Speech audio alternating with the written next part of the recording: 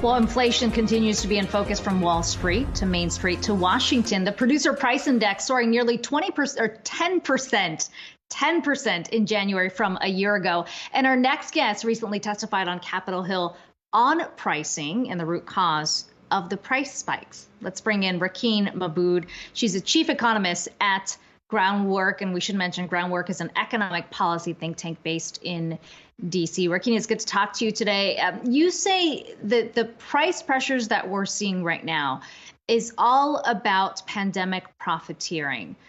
What do you mean by that? What are you seeing?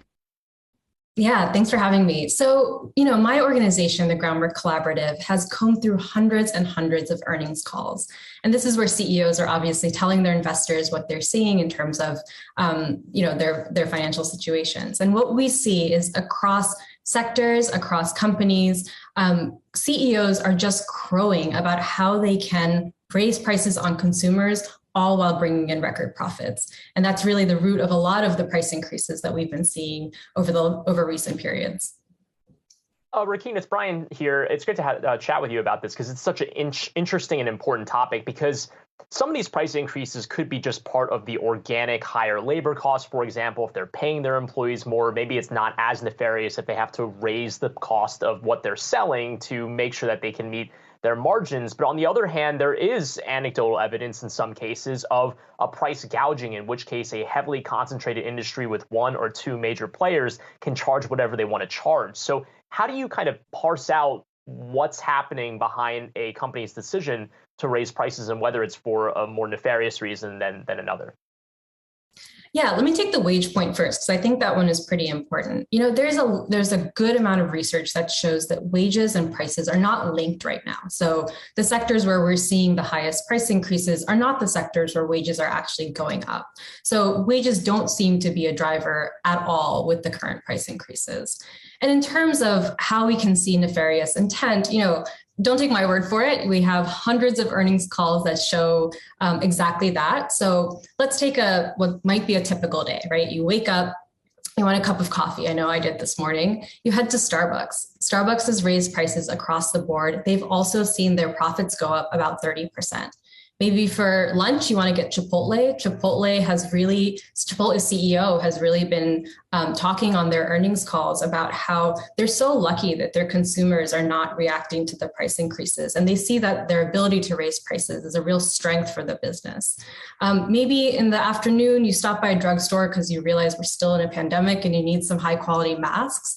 Well, Kimberly-Clark, which is one of the major producers of N95s in the country, between October and January, a 50-pack box of N95 masks, the price of that more than doubled, right? And that is exactly in the period when the CDC changed its guidance to suggest that we all switch to higher quality masks. As you're heading home, you're going to pick up some stuff from the grocery store. You stop by Kroger's.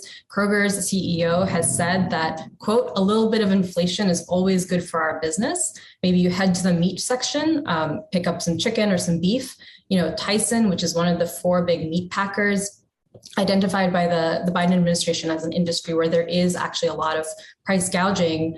Tyson's poultry prices, they've risen them about 20%. Their beef prices, they've risen about 30%, and they've seen profits nearly double. And then maybe, it's been a long and frankly quite expensive day. Maybe you stop by the section in the grocery store and pick up a couple of beers. Constellation Brands, which is a big umbrella company for brands like Modelo and Corona, has also been raising prices and has been really clear that what they want to do is, quote, take as much as we can vis-a-vis pricing from what they've identified as their primarily Hispanic consumer base. And so essentially what we see, the earnings calls are really the receipts of what's happening right now. Prices are going up across the board, and a large part of that is being driven by corporations who are really, we see it in their profit margins. It's not just that profits are going up, it's that profit margins are going up.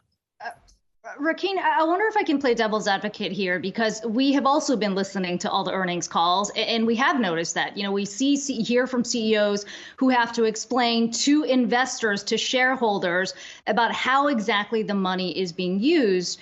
And in the case of a company like Chipotle, and they're not just the only one, when we see the price increase, the share price has moved also up.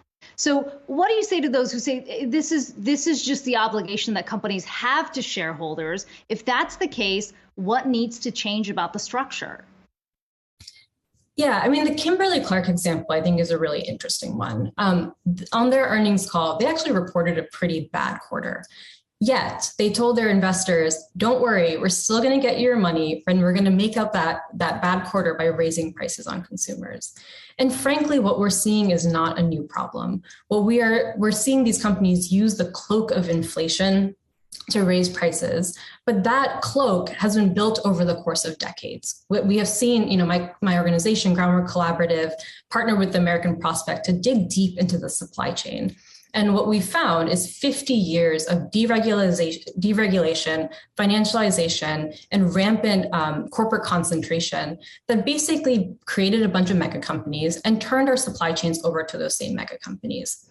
What they did with that power, they built this incredibly brittle supply chain. So that means that, if one link in that supply chain breaks, the whole system breaks down and prices go up, or we see supply bottlenecks, which we've been hearing about. But a really brittle supply chain, that just-in-time supply chain, also allows them to boost short-term profits. So they've built a system that works for them, but not for anyone else. And at the end of the day, these companies are using those bottlenecks, those supply shortages, those very real price increases, but adding just a little bit on top to pad those profit margins. And addressing the situation we're seeing now is really going to take a lot of tools across the toolbox. Yeah, and everyone feeling the pinch of those higher prices across the board. But thanks so much for breaking all that down for us. Rakeen Mabud, Groundwork Collaborative Chief Economist and Managing Director of Policy and Research. Thanks for stopping by this afternoon.